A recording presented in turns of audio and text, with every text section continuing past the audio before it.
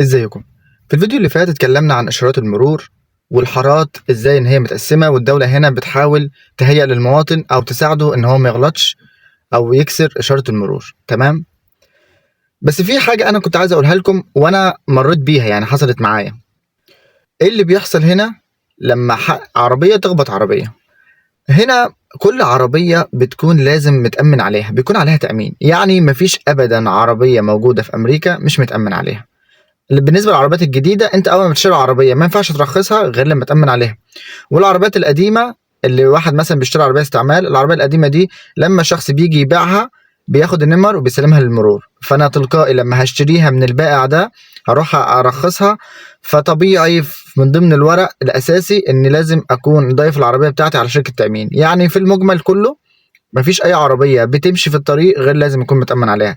موضوع التامين بقى ده طبعا انت بتبقى مضطر تدفع كل شهر مبلغ معين، ده بيفرق. سعر التأمين بيفرق من عربية لعربية، موديل كام، الإصدار، الكلام ده كله ده بيفرق في شركات التأمين، هم مقسمينه. بس انت في الآخر بتدفع مبلغ معين كل شهر، سعر ثابت. تمام؟ بيزيد المبلغ ده لو انت عملت حادثة لا قدر الله أو حاجات كده معينة يعني. طيب، في حالة بقى ان انت خبطت في عربية أو عربية خبطت فيك. انا حصل معايا الموقف ده، وكان ساعتها ابني معايا وزوجتي، وكان المطر لسه نازل يعني، فالارض مزحلق شويه، دوسنا فرامل، العربيه ما لمتش مني، كنا ماشيين بالراحه بس هفت العربيه اللي قدام. الراجل نزل. انا اول مره احتك بموقف زي كده يعني، ومتوقع ان احنا كنا بس قلنا في عركه هنا. لكن الراجل نزل بكل هدوء، بص علينا يعني من الازاز وقال انتوا كويسين؟ تمام. الراجل مشي والدنيا تمام خلاص على كده. بس انا بتكلم في اسوأ الظروف، لو انت ضريت العربيه جامد او حاجه. هو الراجل ما عملش بلاغ والحمد لله اتسطرت يعني. لكن في اسوأ الظروف هو بيقف وانت بتقف، وبنتصل بالشرطه والشرطه بتيجي بتسجل الحادثه، والباقي بقى كله مع شركه التامين.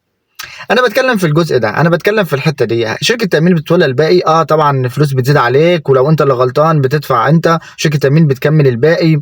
حوار كده كله قانوني وحوار ورق واجراءات. بس انا بتكلم ان التعامل مع الناس ببعضيها ده الجزء اللي انا مركز عليه. بياخدوا حقهم بس بطريقه تانية غير اللي احنا كنا شفناه في البلد، غير الاهانه والشتيمه والسب والكلام ده كله، وفي الاخر ممكن اصلا ما ياخدش حقه. في مصر لو هو واسطة شوية ولا حاجة ووصل للاسم حتى لو غلطان هيطلع منها. لكن انا بتكلم على هنا بيجي العربيتين زي ما هم واقفين، حتى لو طريق عطلان مفيش اي حاجة ولا شتيمة ولا اي حاجة. ده بالعكس، ده ممكن يهزر ويضحك معاك وهو واقف لحد ما الشرطة تيجي تقيم الموقف وبتسجل الحادثة.